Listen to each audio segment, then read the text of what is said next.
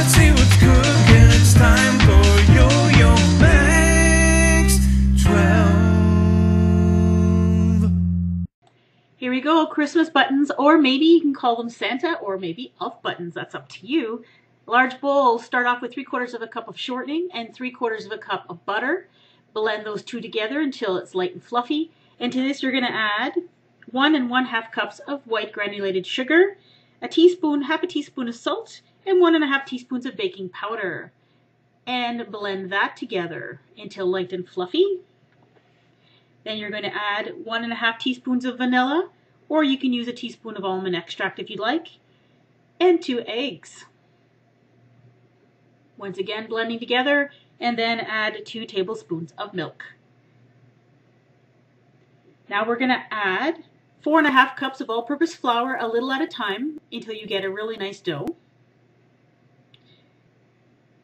I added it into about 3 additions or so, which is fine. If necessary, you can chill the dough for about an hour until it's easy to work with, but I found it very easy to work with right out of the bowl. Divide it into thirds. 1/3 you're going to leave plain. Another third you are going to dye red using food coloring. I'm using paste food color. You just need to knead it in until you get the shade that you want. And then the third section you are going to dye green by kneading in some green food coloring.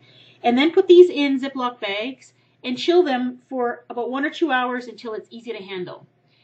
Green portion, divide it into thirds. Each third you're going to roll into a log shape that's about 11 inches long by 1 inch in diameter. Then wrap each log in waxed paper and freeze it for about 30 minutes until firm. I suggest you put the logs on a cookie sheet or a cutting board, something flat, so that they don't bend in the freezer. For the red portions, a little bit different. You're going to roll it out between sheets of waxed paper until you get a rectangle shape that's 11 by 5 inches. And I actually measured this with a ruler just to make sure it was the right dimensions. For the white or the plain dough, you're going to also roll out between sheets of waxed paper until you get rectangles. And the rectangles need to be 11 inches by 4 inches. And then you freeze all of those little rectangles about 15 minutes in the freezer. Once they're frozen, take them out, peel off the waxed paper, add a green log over top of the white or plain rectangle, and using the waxed paper, roll it up so that the white covers the green completely, and then seal up the edges using your fingers so that the white is adhered to the green. Then take that roll, put it on top of the red section that you also had put in the freezer, and using the wax paper, roll it up and press with your hands to make sure all the layers are sticking together. And once again, you're going to take the completed rolls, put them back in the freezer for about an hour until firm. The chilling of the dough is very important to the final result of the cookies. So this is not a difficult recipe, but it's a time-consuming one because there's lots of chilling.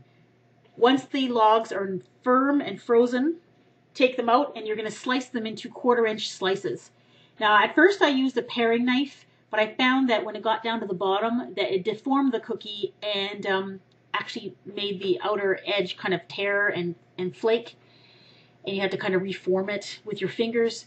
I found that a serrated knife with a back and forth sawing motion worked a lot better. And then take your 1/4 inch slices and put them on a cookie sheet. The cookie sheet should be parchment covered or silicone mat covered or greased. And then you're going to bake these cookies at 375 degrees Fahrenheit for about 8 to 10 minutes until the bottoms are light brown. Then let them cool on wire racks. Once the cookies are cool, you're going to put on the button details. I'm using just plain old buttercream icing in a Ziploc bag with the corner cut off, and you're just going to pipe little button holes onto the cookies. And the recipe showed white, but I'm using black for these, and they look kind of really cute. This makes a whole big pile of cookies. The recipe says about 130. I made them probably a little bit thicker than 1/4 inch, so I had fewer than that, but still lots of cookies.